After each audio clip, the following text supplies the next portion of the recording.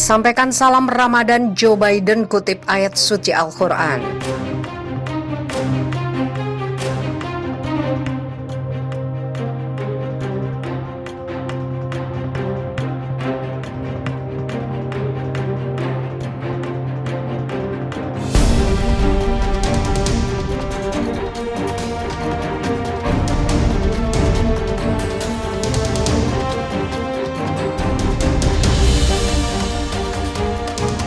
Presiden Joe Biden mengutip Al-Quran saat menyampaikan salam Ramadan kepada umat Muslim Amerika Serikat.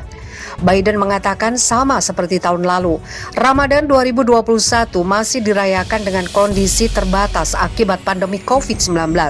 Oleh sebab itu, Biden meminta agar Ramadan kali ini dipakai untuk mengenang warga-warga yang meninggal dunia akibat virus corona.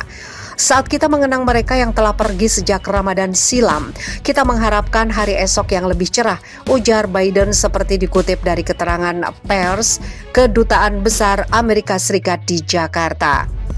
Kitab suci Al-Quran mengingatkan kita bahwa Tuhan adalah cahaya langit dan bumi yang menuntun kita keluar dari kegelapan menuju cahaya terang, sambung dia. Biden menambahkan walau kegiatan Ramadan diadakan secara daring, perayaan Idul Fitri di Gedung Putih tetap digelar secara langsung. Bahkan Biden mengaku tidak sabar menanti momen tersebut. Meskipun aktivitas Ramadan di Gedung Putih akan diadakan secara virtual, saya dan Jill bersemangat untuk kembali mengadakan perayaan Idul Fitri di Gedung Putih secara langsung. Insya Allah, ujar Biden. Semoga Anda dan keluarga dapat menjalankan bulan yang penuh inspirasi dan kebaikan, pungkas Biden. Sengketa wilayah Palestina versus Israel, Joe Biden pastikan bantu Palestina. Presiden Amerika Serikat Joe Biden akhirnya menentukan sikap dalam sengketa wilayah kedaulatan antara Palestina dan Israel. Kepada PBB via pelaksana tugas Duta Besar Amerika Richard Mills, pemerintahan Joe Biden memastikan bahwa pihaknya akan membantu mewujudkan kemerdekaan Palestina lewat skema yang disetujui. Kami akan mendukung kesepakatan bersama yaitu solusi dua negara di mana Israel akan hidup berdampingan dengan negara Palestina secara damai dan aman, ujar Mills dalam sidang Dewan Keamanan PBB Selasa 26 Januari 2021. Tidak berhenti di situ, Mills juga menyatakan bahwa pemerintahan Joe Biden akan mengaktifkan lagi bantuan kemanusiaan untuk Palestina. Hal itu, kata Mills, merupakan bagian dari rencana Joe Biden untuk membuka kembali misi diplomatik dengan Palestina. Perihal kebijakan normalisasi hubungan dengan Israel yang merupakan peninggalan Donald Trump, Mills memastikan hal tersebut akan tetap ada. Namun pemerintahan Joe Biden akan menegaskan bahwa urusan normalisasi hubungan dengan Israel terpisah dari urusan wilayah kedaulatan Israel Palestina. Kami akan tetap membujuk negara-negara di Timur Tengah untuk menormalisasi hubungan dengan Israel. Namun, kami tidak akan menganggap sebagai pengganti kedamaian Israel-Palestina, ujar Mills menegaskan. Sebagaimana diketahui, konflik antara Israel dan Palestina telah berlangsung lama. Kedua negara masih berdebat soal bagian-bagian yang masuk dalam wilayah kedaulatan masing-masing. Dalam prosesnya, posisi Israel terhadap Palestina kian kuat, walaupun sejumlah warganya menempati secara ilegal pemukiman di tepi barat Israel, berniat mencaplok daerah itu dari Palestina. Palestina menolak karena menurut mereka hal itu tidak sejalan dengan solusi dua negara. Palestina kian was-was ketika mantan Presiden Amerika Serikat Donald Trump memindahkan kedutaan besar Amerika di Israel ke Yerusalem.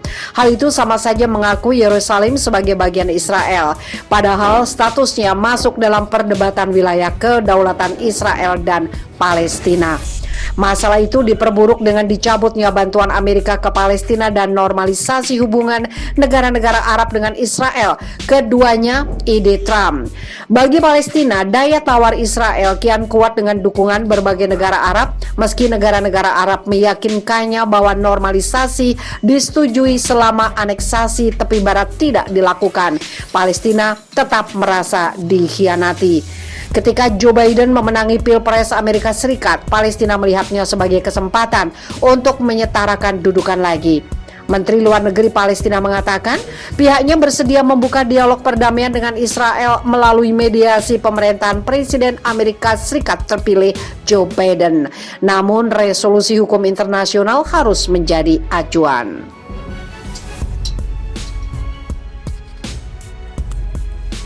Turki protes Amerika Serikat rutin kirim kapal perang ke Laut Hitam, Rusia berikan sindiran.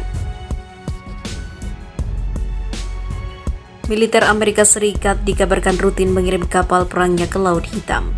Hal tersebut sontak membuat Turki geram dan melayangkan protes.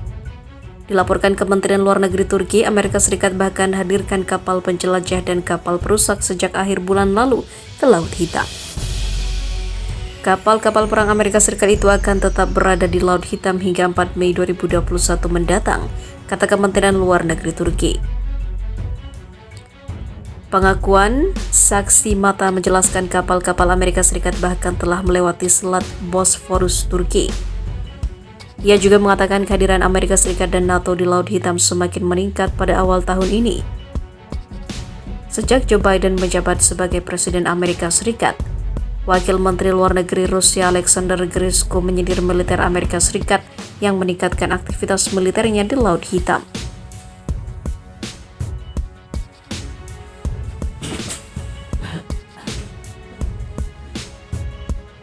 Ia mengatakan Amerika Serikat tidak memiliki kekuatan untuk berada di garis pantai tersebut. Selat Bosphorus yang menghubungkan Mediterania dan Laut Hitam sendiri telah diberikan kepada Turki. Berdasarkan kesepakatan Montreux di tahun 1936, namun juru bicara Pentagon John Kirby menjelaskan hal tersebut tidak perlu diperdebatkan mengingat aktivitas tersebut bukanlah hal yang baru. Justru mengatakan bahwa Rusia atau Amerika mengatakan bahwa Rusia lebih banyak mengumpulkan pasukan di perbatasan timur Ukraina sejak tahun 2014. Ketika hendak merebut Crimea dari Ukraina dan juga mendukung separatis pro-Rusia di kawasan Donbas timur Ukraina. Kapal-kapal perang Amerika Serikat itu akan tetap berada di Laut Hitam hingga 4 Mei 2021 mendatang, kata Kementerian Luar Negeri Turki. Pengakuan saksi mata menjelaskan kapal-kapal Amerika Serikat bahkan telah melewati Selat Bosphorus Turki. Ia juga mengatakan kehadiran Amerika Serikat dan NATO di Laut Hitam semakin meningkat pada awal tahun ini. Sejak Joe Biden menjabat sebagai Presiden Amerika Serikat, Wakil Menteri Luar Negeri Rusia Alexander Grishko menyindir militer Amerika Serikat yang meningkatkan aktivitas militernya di Laut Hitam.